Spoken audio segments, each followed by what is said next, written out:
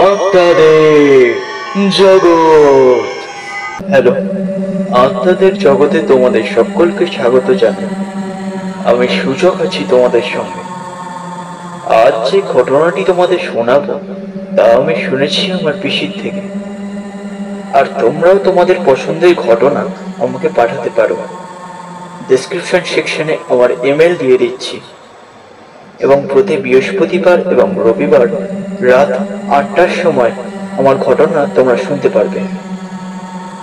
আর বেশি কথা না বাড়িয়ে শুরু করা যাক আজকের ঘটনা, আত্মাদের জগৎ। তো ঘটনাটি যখন ঘটে তখন আমার পিসি ছিলেন প্রেগনেন্ট। সেই কারণে পিসিকে নার্সিংহোমে ভর্তি হতে হয়েছিল। এখানে কিছু ব্যক্তিগত কারণে আমি নার্সিংহোমের নামটার উল্লেখ করছি না। যাই হোক, তো পিসির সঙ্গে সেখানে আরো অনেক মহিলাও ভর্তি ছিলেন, এবং ওখানকার খাওয়া দাওয়া দেখাশোনা সবই ভালো ছিল। কিন্তু সমস্যার ব্যাপার এটাই ছিল যে ওখানকার বাথরুমগুলো ছিল অনেকটাই দূরে, এবং রাতে কারোর বাথরুম যাওয়ার প্রয়োজন হলে সে একা যেত না, সঙ্গে আরো দুজন তিনজনকে নিয়ে যেত। এরকমই একদিন ঘটলো একটা ঘটনা। সেদিন একটা মহিলার রাত্রে বাথরুম যাওয়ার প্রয়োজন পড়ে, এবং সে তার সঙ্গে আরো একটি মহিলাকে নিয়ে যায়, এবং বাথরুম যাওয়ার জন্য তাদের একটি মর্গের ঘরকে পেরিয়ে যেতে হতো। যখন তারা হাঁটতে হাঁটতে মর্গের ঘরের সামনে এলো, তারা দেখতে পেল ঘরের একটা বেডে একটা খুবই বিভৎস দেখতে একটা ডেড বডিকে শোয়ানো আছে, এবং বডিটা দেখে তাদের যেন একটু ভয় লাগলো। তারপর এসব কিছু না মনে করে তারা আবার বাথরুমের দিকে যেতে লাগলো।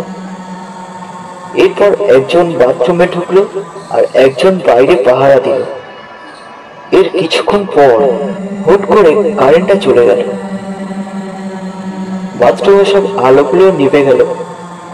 তখন বাথরুমের ভিতরে যে মহিলাটি ঢুকেছিল সে বলল, ও দিদি, তুমি বাইরে আছো? কি গো, সাড়া দিচ্ছ না যে?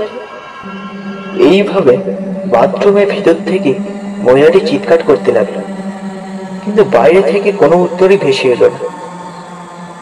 এরপর যখন বাথরুমের ভিতরে থাকা মহিলাটি চিৎকার বন্ধ করলো, সে শুনতে পেল একটা অদ্ভুত কণ্ঠস্বরে কারোর হাসির শব্দ ভেসে আসছে।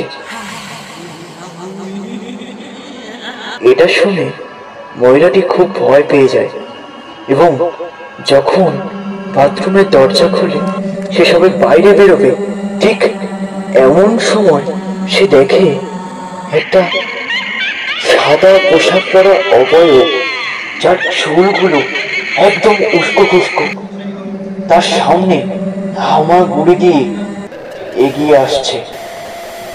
এই দেখে সেই মহিলাটি ওখানেই অজ্ঞান হয়ে পড়ে যায়।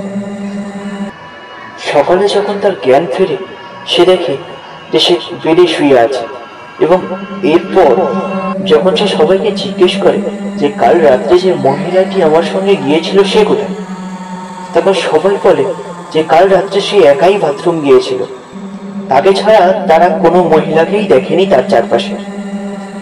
এই শুনে বেডে শুয়ে থাকা মহিলাটি আরো ভয় পেয়ে যায় এবং বলে, তাহলে কাল রাত্রে আমি কার সঙ্গে বাথরুম গিয়েছিলাম?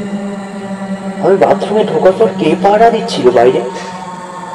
এটা ভেবে সে শিউরে ওঠে এবং ভাবে যে কাল রাত্রে তার সঙ্গে যে ঘটনাটি ঘটেছিল সেটা কোনো সাধারণ ঘটনা ছিল না। যাই হোক, এরপরে এইসব ঘটনা সে আমার পিসিকে বলে, আর আমি আমার পিসির থেকেই এই ঘটনাটি কালেক্ট করে তোমাদের জন্য তুলে ধরলাম।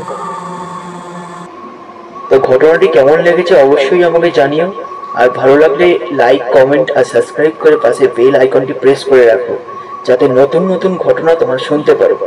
আর এই চ্যানেলটি নতুন, তাই আমার একটু ঘটনা পাঠ করতে অসুবিধা হচ্ছে, তোমরা কিছু মনে করো না। যদি ভুল হয় বা কিছু হয় তাহলে ক্ষমা করে দিও। আজকের মতো এই পর্যন্ত, দেখা হবে নেক্সট ভিডিওতে। আত্মাদের জগৎ।